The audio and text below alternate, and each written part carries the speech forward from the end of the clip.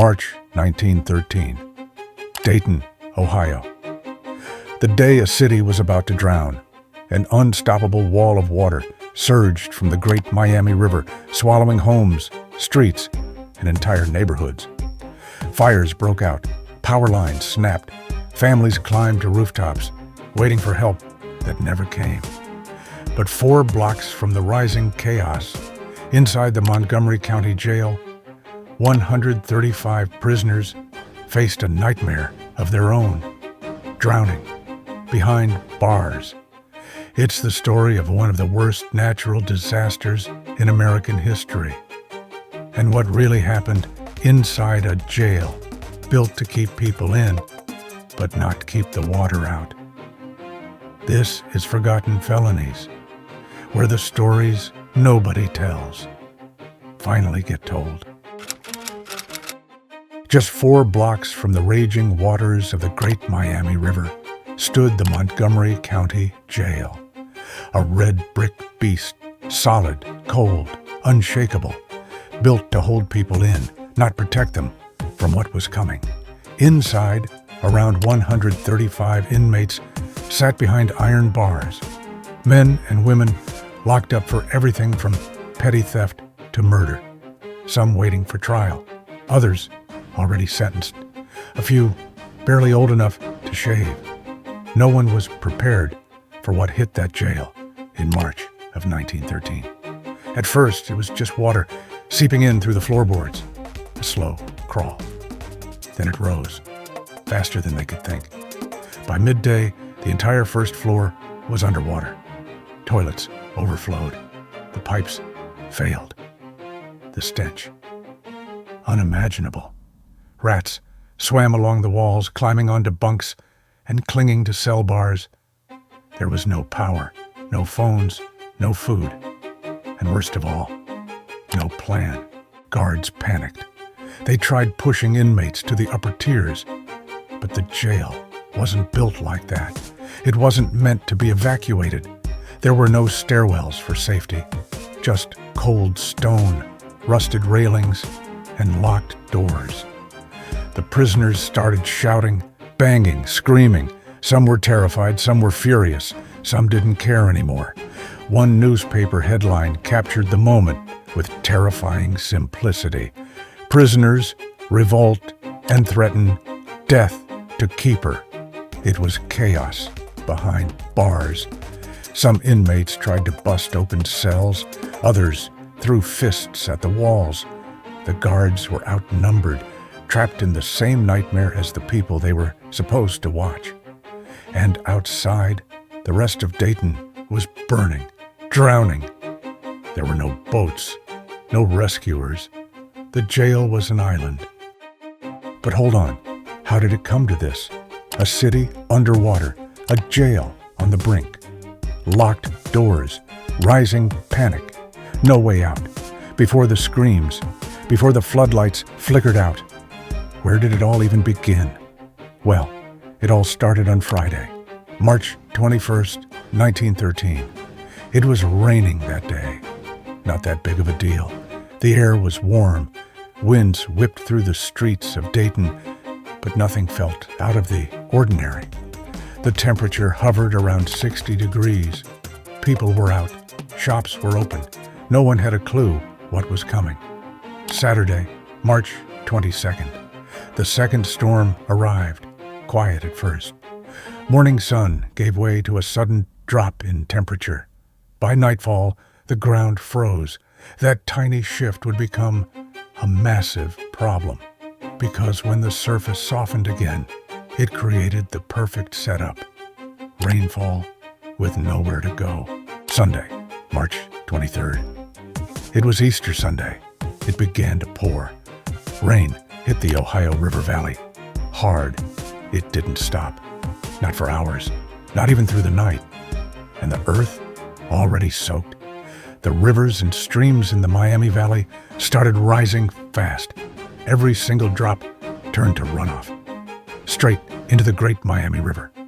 Monday, March 24th. The storm didn't slow down.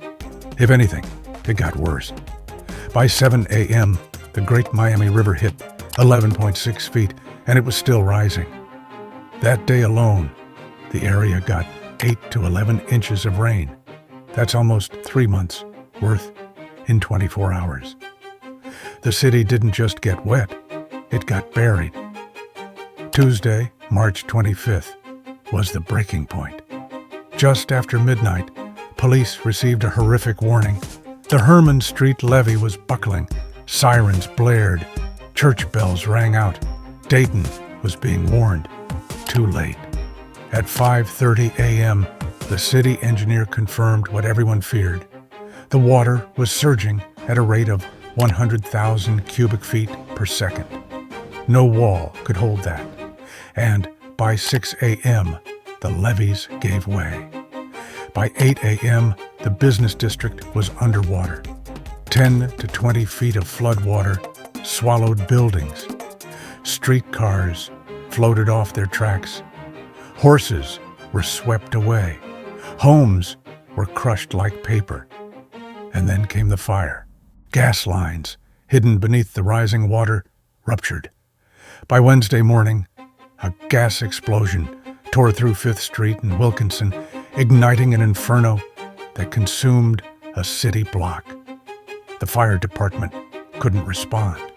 Their wagons and hoses were useless. They were underwater too. Fires spread fast.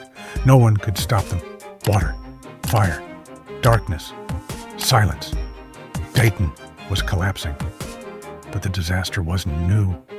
Dayton had been warned. Back in 1795, when the land was being settled, local indigenous tribes told settlers, "Don't build here." Flooding was part of the land story, and they were right. Major floods had hit Dayton over and over again in 1805, 1828, 1847, 1866, and in 1898. But no one listened. The city kept growing. Factories, homes, shops, all built right on the floodplain, because back then, rivers were everything.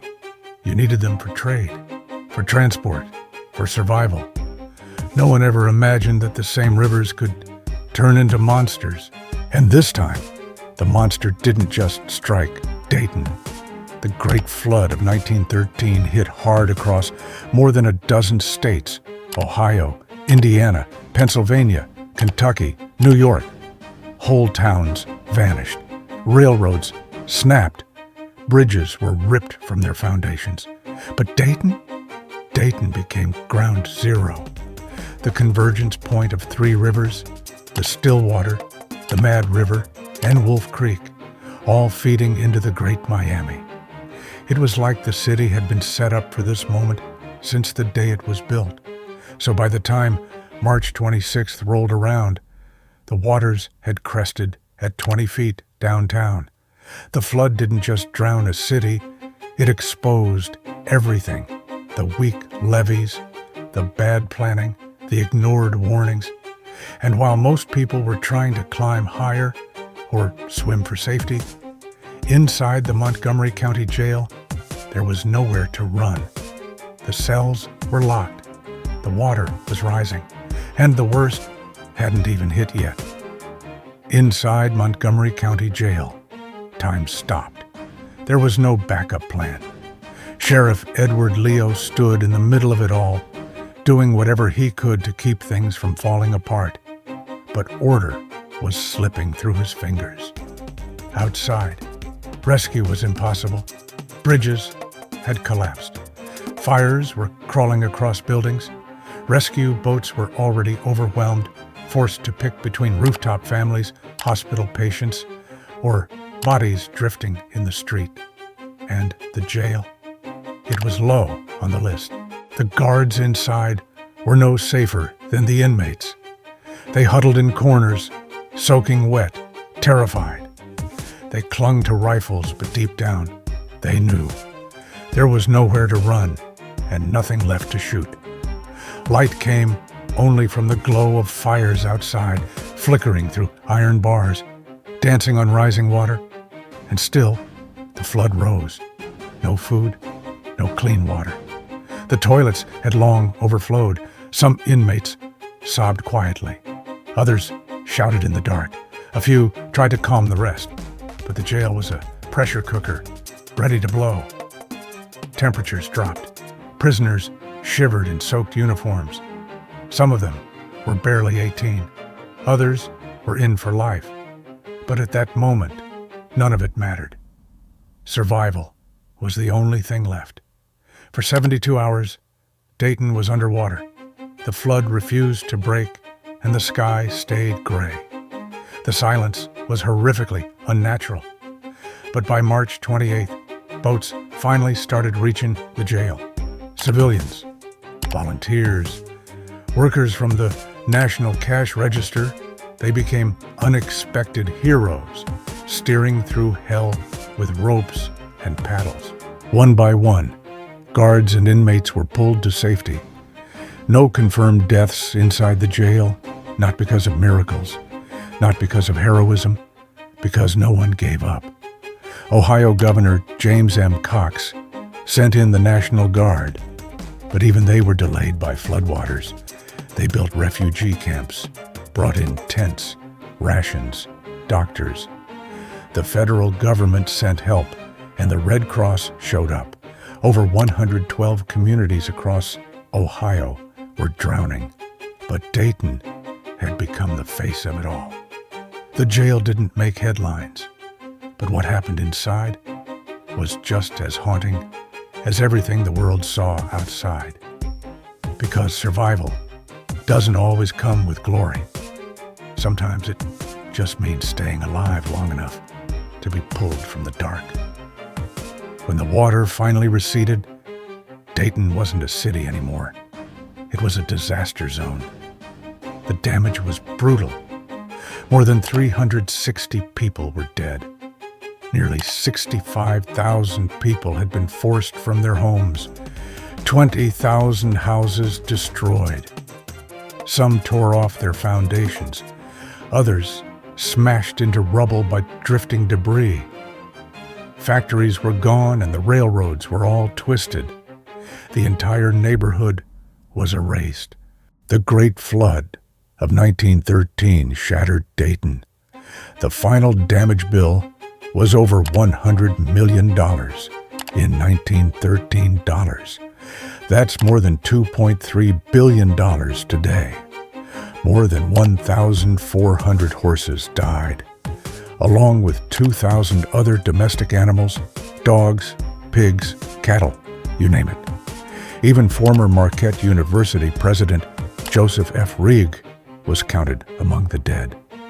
The streets were covered in mud, rot, and broken glass.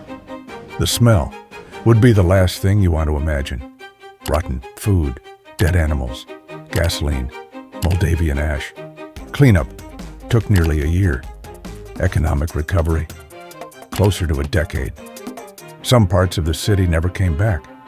Many of the oldest buildings were lost, wiped out so thoroughly that Dayton's downtown today looks more like a western city built in the 1950s than an original Midwest hub from the 1800s. And the jail? The story faded.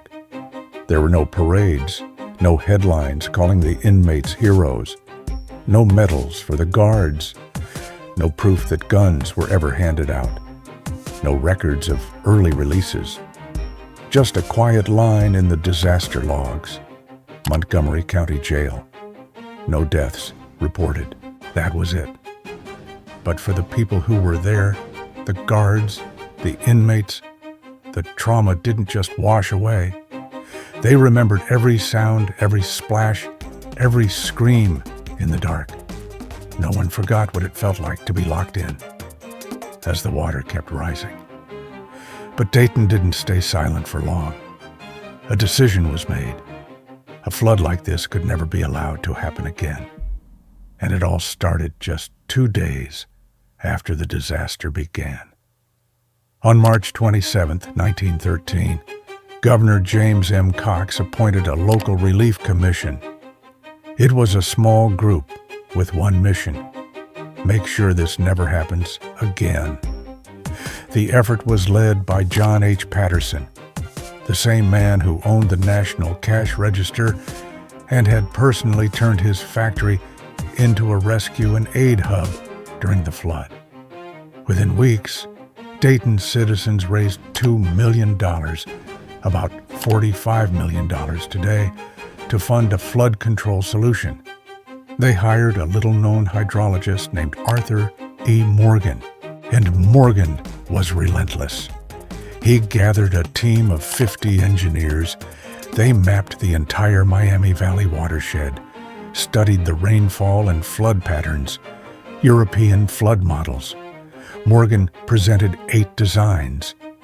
Dayton officials picked one, based on the flood systems used in France's Loire Valley. It wasn't just about building higher levees. This was big. 5 giant earthen dams, a reworked river channel, controlled water release systems, training levees, flood basins that could double as farmland during dry years. Morgan's design could handle 140% of the 1913 flood's volume. It was built not just to stop a flood, but to stop a 1,000-year flood. And in 1914, the plan became law. Ohio passed the Von der Heide Act, giving cities the power to form conservancy districts, tax for public flood projects, and even claim private land through eminent domain. It wasn't popular. Lawsuits followed. The fight went all the way to the U.S. Supreme Court. But the law held. In 1915, Dayton formed the Miami Conservancy District, and Morgan became its first chief engineer. The construction started in 1918, and it cost $32 million, a massive price tag at the time. By 1922, it was done. The dams, the levees, the training channels, all in place. And since then, Dayton hasn't seen another flood like 1913. Not once. More than 1,500 floods have been stopped by the system Morgan built. It's still working today, still protecting homes, streets, and yes, even the jail. But what about those 135 prisoners? They never got their story told. Not really. There were no memoirs, no interviews, no documentaries. They were just part of the flood, a background detail. But behind those stone walls, while the city outside drowned and burned, they endured the same horrors. We'll never know their names. We'll never know who stepped up or who broke down. But we do know that not a single life was lost inside that jail. And when rescue came, the prisoners didn't riot. They waited, cold, hungry, silent, just like everyone else in Dayton, hoping for the water to finally go down. But what do you think? Was there anything that could have been done differently to prevent all of this? Let us know in the comment section below, and make sure to check out other untold historical events of the forgotten Felonies.